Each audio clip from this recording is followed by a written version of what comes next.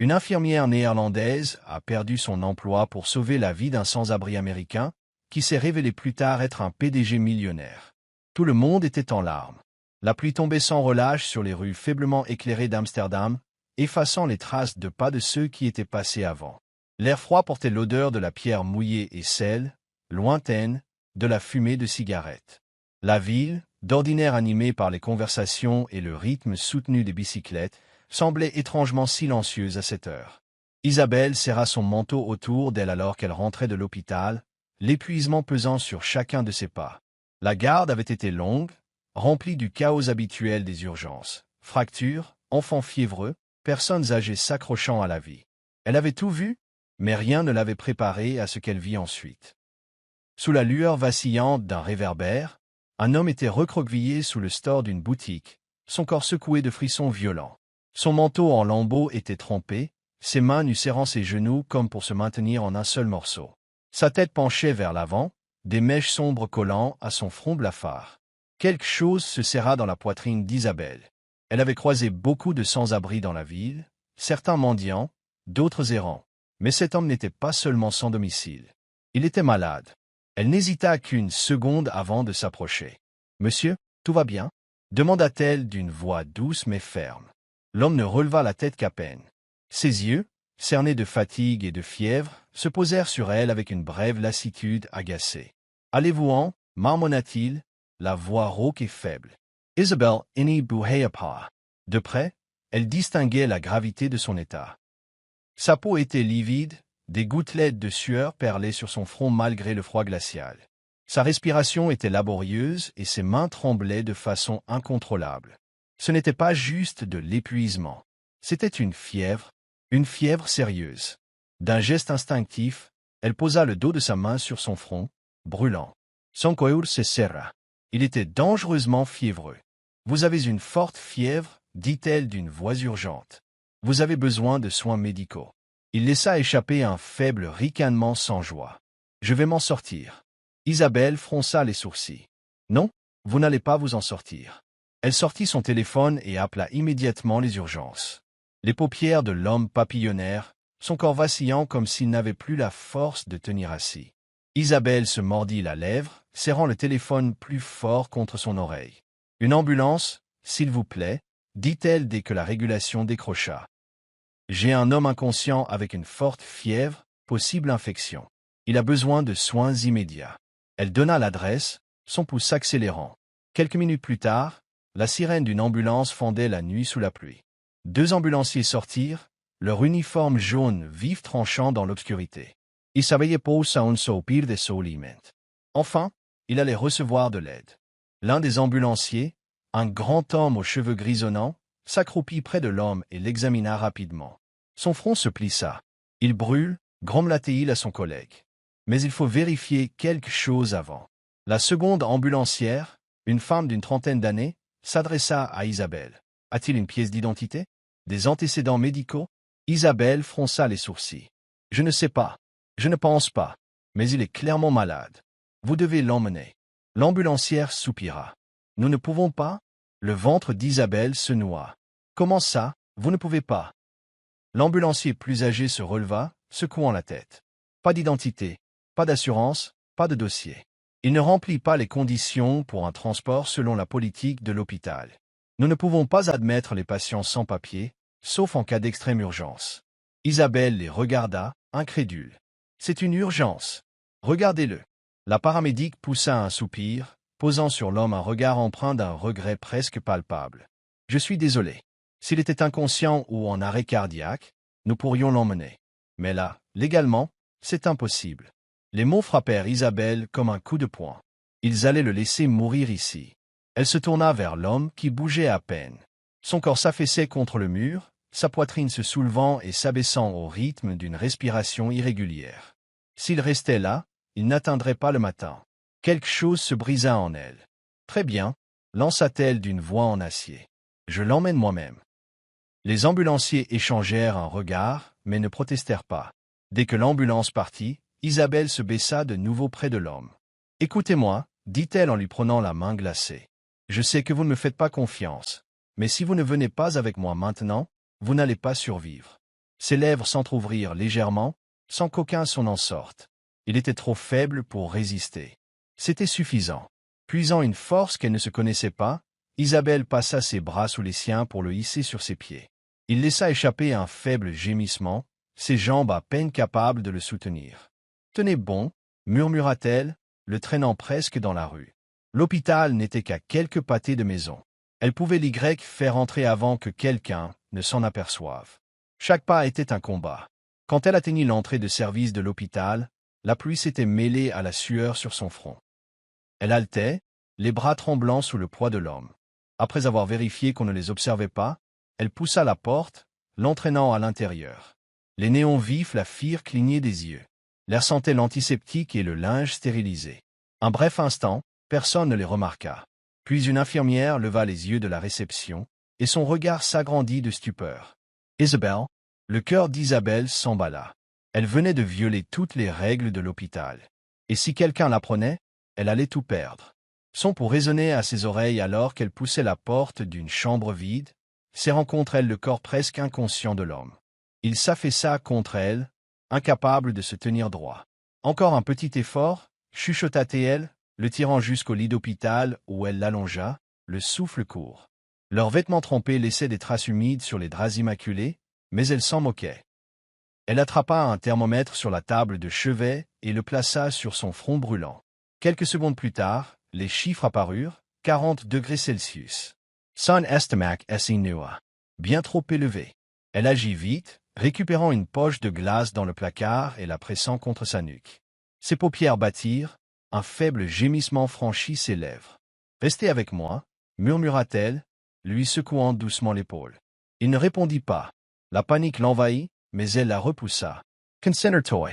Fais ce pour quoi tu as été formé. » Elle sortit un kit de perfusion et inséra rapidement l'aiguille dans le pli de son bras, y fixant une perfusion de solution saline pour le réhydrater.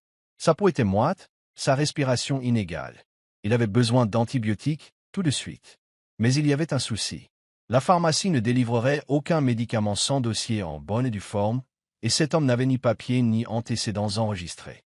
Son esprit s'emballa. Elle savait que c'était illégal. Falsifier un dossier médical était un crime grave. Mais si elle ne le faisait pas, il mourrait. Les doigts tremblants, elle ouvrit la base de données de l'hôpital et créa un nouveau dossier sous un nom fictif. Daniel Carter, 34 ans. Admis pour infection bactérienne sévère. Besoin urgent d'un traitement antibiotique. Elle imprima le document, le signa, et se précipita au comptoir de la pharmacie de nuit. Le pharmacien, à peine curieux, jeta un coup d'œil rapide à la feuille avant de lui remettre un flacon d'antibiotiques par voie intraveineuse. Ça avait marché. Merci. Elle retourna en hâte vers la chambre, remplit la seringue et injecta le médicament dans la perfusion de Daniel. À présent, il ne lui restait plus qu'à attendre. Les minutes se transformèrent en heures. Isabelle resta assise sur une chaise, veillant sur Daniel, guettant le lent va-et-vient de sa poitrine. Sa fièvre n'était pas encore tombée, mais sa respiration devenait plus régulière. Elle avait fait tout ce qu'elle pouvait. Le risque qu'elle avait pris était immense. S'il l'apprenait, elle ne serait pas seulement réprimandée. Elle perdrait son emploi, son autorisation d'exercer. Tout. Mais elle ne regrettait rien. Un léger coup frappé à la porte la tira de ses pensées. Elle releva brusquement la tête tandis que Sophie, une autre infirmière et amie proche, passait la tête dans l'entrebâillement. Le cœur d'Isabelle se serra. Le regard de Sophie passa d'Isabelle à l'homme étendu sur le lit, puis à la perfusion. Son expression se durcit. « Isabelle, qu'est-ce que tu as fait ?» Un instant, elles restèrent silencieuses, la tension dans la pièce était étouffante. Puis Sophie entra et referma la porte derrière elle. « Tu as falsifié un dossier. Pas vrai ?» chuchota-t-elle. Isabelle déglottit. Il serait mort dehors. Sophie passa une main dans ses cheveux, soupirant lourdement. « Bon sang, Isabelle, tu sais ce qui va t'arriver s'il le découvre ?»« Oui, » répondit Isabelle d'une voix ferme. « Mais je préfère perdre mon boulot que de laisser quelqu'un mourir à cause de la paperasse. » Sophie la devasagea un long moment. Puis, à la stupéfaction d'Isabelle, elle hocha la tête. « Très bien, » dit-elle doucement. « Je n'ai rien vu. » Un immense soulagement submergia Isabelle. Elle ne s'attendait pas à ce que quelqu'un comprenne. Sophie se dirigea vers la porte, puis s'arrêta. « Fais attention, c'est tout. » Isabelle lui adressa un léger hochement de tête, reconnaissante. Au fond d'elle, elle savait pourtant que ce secret ne resterait pas enfoui éternellement. Le lendemain matin, la fièvre de Daniel tomba enfin. Sa respiration s'affermit, les couleurs lui revinrent peu à peu. Lorsqu'il ouvrit les yeux, ils étaient plus clairs qu'avant. Il était conscient. « Bonjour », dit doucement Isabelle, avec un sourire fatigué. Il cligna de paupières. A Justin son regards her. Où? À l'hôpital, expliqua-t-elle. Vous étiez très malade, mais vous allez mieux maintenant. Il la fixa, une lueur de confusion traversant son visage. C'est vous qui? Elle acquiesça. Son regard s'assombrit. Pourquoi? Elle hésita. Common expliquer? Elle n'eut pas le temps de répondre, car la porte s'ouvrit brusquement. Un administrateur de l'hôpital entra, suivi de 2 médecins haut placés. Le cœur d'Isabelle se serra. Il savait. Infirmière Van Dyck lança l'administrateur d'un ton glacial, « Venez avec nous. » Maintenant. Isabelle se retrouva devant le conseil de l'hôpital, les mains crispées sur ses côtés. Un silence étouffant régnait. Finalement, le directeur se pencha en avant. « Niez-vous avoir falsifié les dossiers? » Elle ne s'y a pas. « Non. » Un murmure parcourut la salle. La mâchoire du directeur se contracta. « Vous avez délibérément falsifié des informations, administré des médicaments sans autorisation et utilisé des ressources hospitalières sans autorisation. Vous mesurez la gravité de ces fautes? » « Je comprends, » répondit-elle calmement. « Mais je comprends aussi que si je ne l'avais pas fait, cet homme serait mort. » Un long silence suivit. Le directeur poussa un soupir, secouant la tête. « Vos compétences médicales sont admirables, infirmière Van Dyck, mais les règles existent pour une raison. Vous ne nous laissez pas le choix. » Le verdict tomba comme un coup près. « Vous êtes renvoyé. » Un instant, tout se figea. Isabelle s'y était préparée depuis le début. Elle l'acceptait depuis qu'elle avait pris sa décision. Mais l'entendre, sentir le poids de ses mots, c'était autre chose. Ses mains tremblèrent, mais elle releva la tête. Très bien. Elle se dirigea vers la sortie. Au moment de franchir la porte, elle se retourna vers le conseil. Un jour, vous comprendrez que sauver une vie devrait compter plus que toutes les politiques du monde. Puis elle partit, sans emploi, mais sans regret.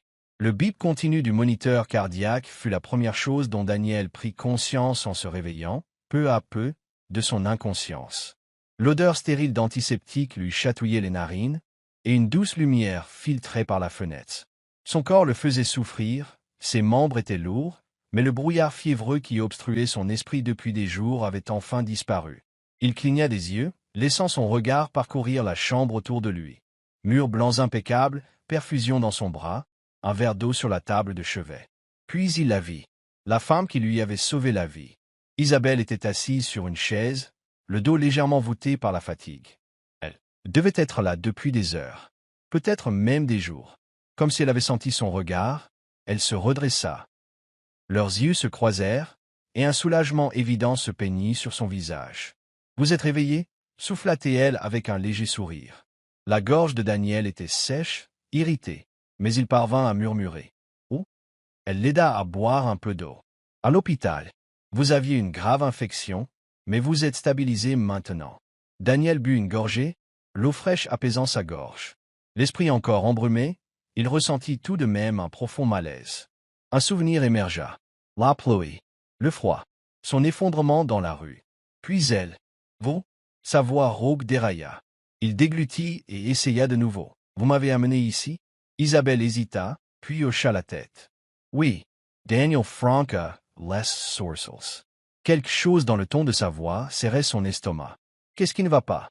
demanda-t-il, la voix faible mais teintée de méfiance. Isabelle expira lentement. « Daniel, il faut que je vous dise quelque chose. » Il perçut une gravité dans son regard. Et puis, elle prononça les mots qui lui coupèrent le souffle. « J'ai perdu mon travail à cause de vous. » Le silence tomba. Un instant, Daniel crut avoir mal compris. « Quoi ?» Sa voix était à peine un murmure. « L'hôpital a découvert que je vous avais admis sans dossier valide, » expliqua doucement Isabelle. « J'ai enfreint le règlement. Alors ils m'ont licencié. » La respiration de Daniel se bloqua. Il sentit un poids écrasant s'abattre sur sa poitrine. Elle avait tout risqué pour lui. Et elle en payait le prix. Ses mains agrippèrent les draps. « Pourquoi ?» Isabelle inclina la tête, le regard plein de compassion. « Parce que vous étiez en train de mourir. » et je ne pouvais pas laisser faire. Ces mots étaient simples, sincères, comme si c'était la chose la plus naturelle au monde. Mais pour Daniel, c'était incompréhensible. Personne n'aurait fait ça pour lui, pas avant. Son cœur s'emballa, ses doigts se crispant. « Vous n'auriez pas dû laisser mourir un homme ?» Isabelle répliqua du tac au tac. « Oui. » La voix de Daniel se brisa, chargée d'une émotion brute. « Vous ne me connaissez même pas. Vous ?» Il s'arrêta, la gorge nouée. « Vous n'auriez pas dû ruiner votre vie pour quelqu'un comme moi. » Isabelle Franca, les sourcils. « Quelqu'un comme vous ?» Daniel avala péniblement, les yeux fixés sur ses mains tremblantes. « J'ai été quelqu'un, autrefois, murmura-t-il. Un long silence. « Racontez-moi, dit-elle doucement. Daniel prit une inspiration tremblante. Il n'avait pas prononcé ces mots depuis des années, préférant les enfouir sous la honte et l'amertume. Mais en la regardant, elle qui avait tout donné sans rien exiger, il comprit qu'elle méritait de savoir. Alors elle parla. Elle raconta. Daniel Carter. Autrefois, ce nom avait un sens. Il était un entrepreneur à succès à New York, un prodige monté de 0 à plusieurs millions, respecté par les investisseurs et ses pairs. Puis, il avait tout perdu. Un associé en qui il avait confiance l'avait trahi, détournant des millions et laissant l'entreprise en ruine. Les batailles juridiques s'étaient enchaînées, et Daniel n'avait pas vu venir le coup. Son argent était parti, ses biens saisis. En quelques mois, il était passé de PDG richissime à un homme n'ayant plus que les vêtements qu'il portait. La chute avait été brutale, trop rapide. Sans argent, sans soutien, sans filet de sécurité, il s'était retrouvé à la rue. Un mois, puis 3, puis 1 an. Et davantage. Lorsqu'il avait atterri à Amsterdam, il n'était plus que l'ombre de lui-même. Quand il eut fini, la pièce plongea dans le silence. Isabelle ne dit rien. Elle se contenta de le regarder, sans pitié, sans jugement. Juste avec de la compréhension. Et c'était presque pire. « Je suis désolé, » souffla-t-elle, « pour tout ce que vous avez subi. » Daniel secoua la tête. « Ne le soyez pas. C'est ma faute. J'ai été imprudent. J'ai fait confiance aux mauvaises personnes. » Isabelle l'observa attentivement. « Et maintenant ?» Daniel plissa les yeux. « Comment ça? Que allez-vous faire, maintenant ?» reprit-elle, inclinant la tête. « Vous ne pouvez pas rester à l'hôpital indéfiniment. Et je ne pense pas que vous soyez du genre à abandonner facilement. » Daniel laissa échapper un rire sans joie. « Vous croyez que j'ai encore le choix ?» Le regard d'Isabelle se durcit. « On a toujours le choix. » Ces mots résonnèrent en lui. Depuis trop longtemps, il laissait la vie décider pour lui, se contentant de survivre au jour le jour. Mais il était peut-être temps de se battre de nouveau. Plus de fuites, plus d'excuses. Il était temps de se reconstruire. À sa façon, sans charité, sans aumône. Il avait déjà tout perdu. Il pouvait tout rebâtir. Une semaine plus tard, Daniel fit ses premiers pas hors de l'hôpital. Son corps était encore affaibli, mais son esprit n'avait jamais été aussi clair. Et il devait commencer quelque part.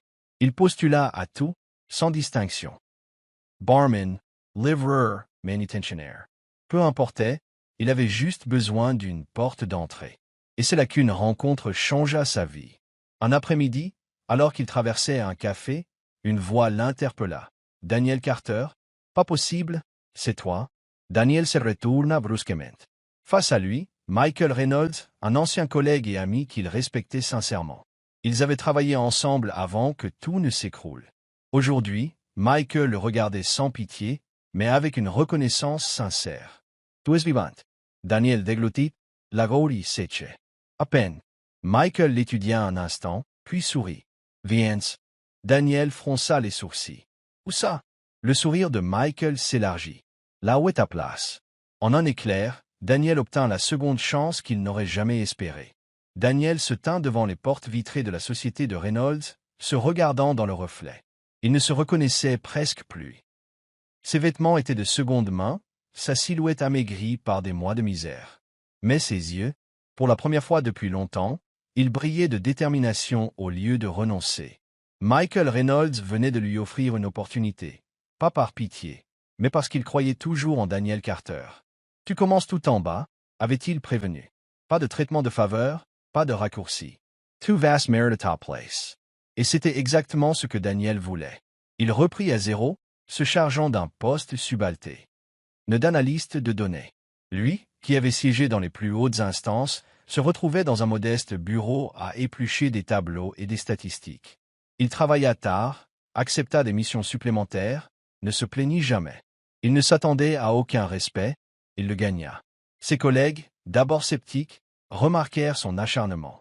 Ses supérieurs notèrent son instinct aigu. La flamme qui faisait de lui un grand entrepreneur n'était pas éteinte, juste enfouie. À la fin de la première année, il obtint une promotion. À la deuxième, il dirigeait une équipe. À la cinquième, il devint un stratège de premier ordre au sein de l'entreprise. Mais malgré ce succès, il n'oublia jamais la femme qui lui avait sauvé la vie. Pendant ces années, il garda le contact avec Isabelle. D'abord des messages occasionnels, un coup de fil par-ci, par-là. Puis, au fil du temps, ces échanges devinrent plus profonds. Alors, ce nouveau poste? Demandait Isabelle. Et service, plantait Daniel. Et toi? C'est là que le ton changeait. Car Isabelle peinait. Après son licenciement, elle avait cherché du travail ailleurs, dans d'autres hôpitaux. Mais sa réputation la précédait. Vous avez enfreint les règles en toute connaissance de cause, disaient les lettres de refus. Nous ne pouvons pas prendre le risque d'embaucher quelqu'un avec un tel passif. Aucun établissement de renom ne voulait d'une infirmière qui avait bravé la loi, même pour sauver une vie. Elle s'était donc rabattue sur une petite clinique, mal payée, en sous-effectif, de quoi tout juste joindre les deux bouts. Daniel détestait cette situation. Elle avait sacrifié sa carrière pour lui. Et maintenant, c'était elle qui en subissait les conséquences. Il se jura de tout faire pour l'aider. Un jour, quand il serait assez fort, assez puissant, il lui rendrait ce qu'elle lui avait donné, à n'importe quel prix. Les années s'écoulèrent, et Daniel Carter devint inarrêtable. Chaque promotion le hissait plus haut. Chaque contrat qu'il signait renforçait sa réputation. Son intuition, sa persévérance, sa capacité à dénicher des opportunités là où d'autres ne voyaient que des obstacles, en firent un atout précieux. Puis, finalement, le jour arriva. Michael Reynolds prit sa retraite du poste de PDG. Le conseil d'administration fut unanime. Daniel Carter devint le PDG de l'entreprise Reynolds. Cela aurait dû être le plus beau jour de sa vie. Mais alors qu'il se tenait dans son nouveau bureau, dominant la skyline, ses pensées le ramenaient sans cesse à elle. Isabelle, la femme qui l'avait secouru, celle qui avait tout perdu à cause de lui, qui n'avait jamais rien demandé en retour. Il était temps de tenir sa promesse. Il était temps de la retrouver. Le jet privé de Daniel atterrit à l'aéroport d'Amsterdam, les réacteurs bourdonnant alors qu'il regardait la ville par le hublot. La dernière fois qu'il avait mis les pieds ici, il n'avait rien, même pas l'espoir. À présent, il foulait à nouveau le sol néerlandais en tant que PDG d'une société multimillionnaire. Pourtant, sa fortune et son statut lui importaient peu. Il venait pour une seule raison, Isabelle. Elle lui avait sauvé la vie, renoncé à la sienne pour cela. À présent, après toutes ces années, il était là pour tenir parole. Alors que la voiture l'emmenait à travers la ville, Daniel repensa à ses nuits passées dans ces mêmes rues, grelottant de froid. À l'époque, personne ne l'avait remarqué. Personne, sauf elle. C'était maintenant à son tour de la trouver. Il avait passé des semaines à la chercher. Avec les moyens dont il disposait, cela aurait dû être facile. Mais Isabelle Van Dijk n'avait ni réseaux sociaux, ni traces récentes dans un grand hôpital. Comme si elle s'était volatilisée. Enfin, un détective privé finit par rapporter une adresse. Une modeste clinique communautaire dans un quartier défavorisé d'Amsterdam. Daniel consulta le rapport. Pourquoi travaillait-elle dans une structure aussi précaire? Puis il vit la réponse. Après son licenciement, aucun grand hôpital n'avait voulu d'elle. La colère l'envahit. On l'avait mise de côté pour avoir sauvé une vie. Il serra le dossier dans ses mains. Cela allait changer. La petite clinique n'avait rien à voir avec les hôpitaux prestigieux où Isabelle avait exercé. Les murs étaient vieux, la salle d'attente bondée de patients sans grands moyens. Daniel entra, ses chaussures cirées résonnant sur le carrelage. Il détonnait dans ce décor, avec son costume parfaitement taillé et sa montre luxueuse. Les têtes se tournèrent. La réceptionniste leva les yeux, surprise par l'arrivée d'un homme qui n'avait visiblement pas sa place dans un dispensaire. Mais Daniel n'avait d'yeux que pour une personne. Et soudain, il la vit. Elle se tenait au fond du couloir, feuilletant un dossier patient. Malgré les années, elle n'avait pas changé. Ses cheveux au beurre étaient toujours attachés en une queue de cheval lâche, quelques mèches encadrant son visage. Ses yeux étaient aussi vifs, aussi déterminés qu'avant. Lorsqu'elle leva le regard et l'aperçut, le temps sembla s'arrêter. Un instant, ni l'un ni l'autre ne bougea. Le monde autour d'eux s'évanouit. Puis, lentement, les yeux d'Isabelle s'écarquillèrent. Elle resta pétrifiée. Daniel fit un pas en avant, elle fit un pas en arrière, comme si elle doutait de ce qu'elle voyait. « Daniel » souffla-t-elle, la voix à peine audible. Daniel lui sourit. « Ça fait longtemps, Isabelle. » Le cerveau d'Isabelle tournait à toute allure. L'homme devant elle n'était plus ce sans-abri fiévreux qu'elle avait traîné sous la pluie. Il incarnait le pouvoir, la réussite, la confiance. Son seul costume devait valoir plus que son salaire mensuel. Mais ce n'était pas seulement ça. Quelque chose dans son regard lui disait qu'il n'était pas là par hasard. « Yeah, comment ?» Le regard de Daniel s'adoucit. « C'est une longue histoire. Mais disons que j'ai enfin reconstruit ma vie. » Isabelle sentit ses jambes vaciller. Elle avait rêvé de ce moment tant de fois, se demandant s'il était sain et sauf, s'il s'en était sorti. Et le voilà, devant elle, la regardant comme si elle était la personne la plus importante au monde. Elle déglutit. « Qu'est-ce que tu fais là ?» Le sourire de Daniel se fit plus grave. Sa voix se fit plus basse, plus profonde. « Parce que je n'ai jamais oublié ce que tu as fait pour moi. » Un frisson parcourut la clinique. Le personnel, les patients, tous avaient l'attention braquée sur eux. Daniel poursuivit, la voix vibrante de détermination. « Aujourd'hui, c'est à mon tour de t'aider. » Le silence emplit la salle d'attente, chaque membre du personnel suspendu à ses lèvres. Daniel Carter, ce nom qui faisait désormais frémir les marchés financiers, se tenait ici, dans un dispensaire misérable. Il tourna le regard vers les gens assemblés, la voix forte, posée. « Il y a des années, j'étais un homme brisé. Sans foyer, sans espoir, sans avenir. Et tandis que le monde détournait le regard, une personne, une seule, ne l'a pas fait. » Ses yeux revinrent à Isabelle, chargés d'une émotion profonde. « Elle n'a pas seulement sauvé ma vie, elle m'a donné une seconde chance. » Un murmure parcourut l'assistance, tandis qu'Isabelle sentait ses joues s'empourprer sous les regards. Daniel continua, sa voix immuable. « Mais pour me sauver, elle a tout perdu. On l'a mise à la porte pour avoir préféré la compassion à la bureaucratie. I'll scruta la foule. Dites-moi, est-ce vraiment le monde que nous voulons? Un monde où l'on punit ceux qui soignent et sauvent des vies? Un silence passa, oppressant. » Quelques jeunes infirmières opinèrent du chef, admiratives. Même le médecin le plus âgé détourna les yeux, presque honteux. Isabelle, elle, se sentait submergée. Jamais elle n'aurait pensé recevoir autant de reconnaissance. Elle n'avait pas agi pour être remerciée. Mais entendre ces mots à voix haute, c'était bouleversant. Daniel reprit d'un ton plus doux, « Je suis revenu pour une seule chose. » Le dispensaire tout entier retint son souffle. Puis il prononça la phrase qui bouleversa Isabelle. « Je veux te donner un hôpital. » Des exclamations s'élevèrent. Isabelle, elle, resta figée. « Quoi?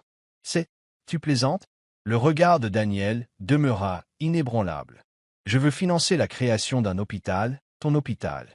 Un lieu où tu pourras aider les gens comme tu l'as toujours voulu, sans craindre les règles absurdes ou les profits. » Le cœur d'Isabelle s'affola. C'était trop grand, trop fou. « Daniel, yeah. C'est beaucoup trop. » L'émotion l'envahissait, elle secoua la tête. « Je ne peux pas accepter. » Daniel fronça les sourcils. « Pourquoi pas? »« Parce que je t'ai sauvé pour la seule et unique raison que c'était juste, » chuchota-t-elle. « Je ne voulais rien obtenir en retour. » Son expression s'adoucit. « Isabelle, ce n'est pas pour te rembourser. Je veux juste te donner la chance d'exercer ton métier comme tu l'entends, sans entrave. » Elle déglutit, le regard troublé. « Je ne veux pas de charité, » avoua-t-elle. Daniel avança d'un pas, parlant assez bas pour qu'elle seule entende. « Et je ne t'offre pas la charité. Je te propose un partenariat. » Le souffle d'Isabelle s'y bloqua. « Tu m'as donné la possibilité de me relever. Laisse-moi te donner la tienne. » Le sincérité dans son timbre vint à bout de sa dernière résistance. Ce n'était pas une histoire de dette ni d'aumône. C'était une question de foi mutuelle. Lentement, elle sentit son cœur s'alléger. Pour la première fois depuis longtemps, elle se sentit prête à dire oui. L'hôpital qu'ils bâtirent n'était pas juste un édifice. C'était tout ce pourquoi Isabelle s'était battue. Elle s'y investit corps et âme, veillant à ce que personne ne soit jamais écarté, qu'aucun soignant ne se retrouve à devoir choisir entre sauver une vie et perdre son emploi. Et pendant tout ce temps, Daniel fut à ses côtés. Il ne se contenta pas de signer des chèques et de disparaître. Il était là, dans chaque réunion, chaque négociation, gérant paperasse et formalités d'une main de maître. Et au fil des longues nuits passées à peaufiner des plans, autour de tasses de café partagées, Isabelle prit conscience d'un sentiment grandissant. Un frisson inconnu, aussi effrayant qu'irrémédiable. Elle tombait amoureuse de lui. Un soir, après une journée harassante à l'hôpital, Daniel l'invita à dîner. Ils s'installèrent dans un petit restaurant le long d'un canal, éclairé par la douce lueur des lampadaires se reflétant dans l'eau sombre. L'air était frais, chargé de l'odeur des feuilles d'automne et de la pluie récente. Isabelle s'attendait à une discussion de plus sur la gestion de l'établissement. Mais alors qu'elle faisait tourner son vin dans son verre, Daniel prit la parole. « Tu sais que je ne suis pas là juste pour l'hôpital, hein ?» Elle leva la tête, interloquée. « Comment ça ?» Son regard se fit plus intense. « Je ne suis pas revenu simplement pour honorer une promesse. Je suis revenu pour toi. » Son soufflet s'est suspendu. Daniel se pencha, posant ses bras sur la table. « J'ai monté des entreprises, j'ai gagné des millions. Mais jamais rien ne m'a tenu autant à cœur que toi. » Ses doigts se crispèrent autour de son verre. Il poursuivit d'une voix douce. « Je ne dis pas ça parce que je te dois quelque chose. Jamais ça n'a été la question. » Son regard était franc, exempt de doute. « Je suis là parce que je l'ai choisi, parce que je te choisis, toi. » Le cœur d'Isabelle cognait si fort qu'elle avait l'impression que tout le restaurant pouvait l'entendre. Mais la peur était plus forte. Était-ce vrai? Était-ce juste la nostalgie d'un passé qui les avait liés? Elle ne pouvait pas prendre le risque de se tromper. Alors elle resta silencieuse. Les jours s'écoulèrent. Puis les semaines. Daniel ne la brusqua pas, ne reparla pas de ce dîner. Il la laissa gérer ses émotions à son rythme, attendre qu'elle soit prête, parce que c'était la personne qu'il était devenu. Mais au fond, elle savait déjà la vérité. Chaque fois qu'elle entendait sa voix au bout du fil, chaque fois qu'il entrait dans une pièce, elle sentait son monde se stabiliser. N'était-ce pas cela, l'amour? Pas un chaos, pas un devoir, mais un refuge. Un soir, Isabelle arriva devant le bureau de Daniel. Il était assis à son bureau, l'air épuisé, la main massant ses tempes comme à chaque fois qu'il travaillait trop. Elle frappa doucement à la porte. Il leva la tête, surpris. « Isabelle ?» Elle entra, refermant la porte derrière elle.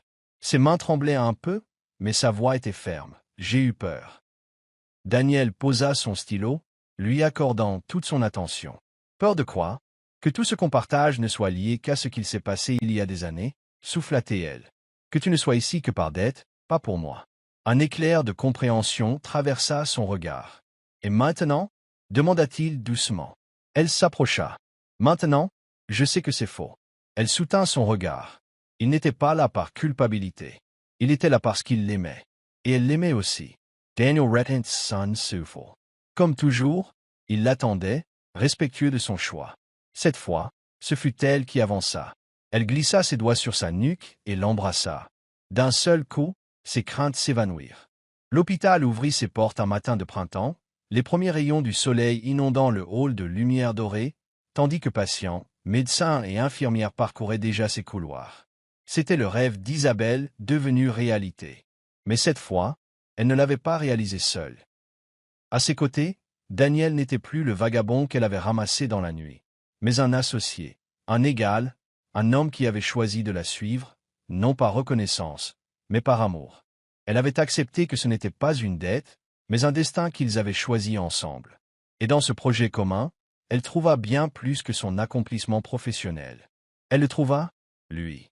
Un soir, alors qu'ils étaient tous deux sur le toit de l'hôpital, contemplant les lumières de la ville, Daniel sortit une petite boîte de velours de sa poche et la lui tendit, les yeux pétillants d'une douce certitude. « Épouse-moi, Isabelle. » Son cœur, S.I. Sarah.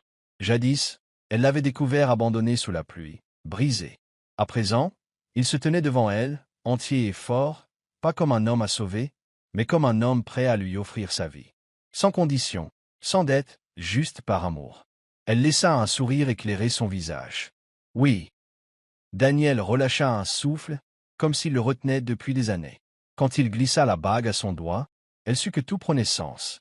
Ensemble, ils transformèrent des existences. L'hôpital prospéra, accueillant ceux qui n'avaient nulle part où aller. Mais surtout, Isabelle et Daniel bâtirent une existence faite de rire, de complicité et d'un amour qui, éprouvé par l'adversité, n'en était que plus fort. Car un simple acte de bonté en avait généré un autre, plus grand encore. Un amour qui les avait sauvés tous les deux. Et au final, c'était là le plus beau des cadeaux.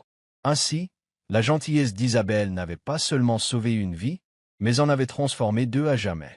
Elle avait agi par compassion, sans rien attendre. Mais il arrive parfois que l'univers récompense ceux qui donnent sans compter. Daniel n'avait pas seulement reconstruit son existence, il avait bâti un avenir avec celle qui l'avait sauvé. Cette histoire nous rappelle qu'un seul geste altruiste peut engendrer des répercussions infiniment plus vastes qu'on ne l'imagine. Si vous avez trouvé ce récit émouvant, n'hésitez pas à liker, partager et vous abonner à Soul Steering Stories pour plus d'histoires inspirantes sur la résilience, l'amour et la force de l'empathie humaine. Car parfois, une seule histoire peut changer notre regard sur le monde. Activez les notifications pour ne jamais manquer un récit porteur d'espoir. À la prochaine!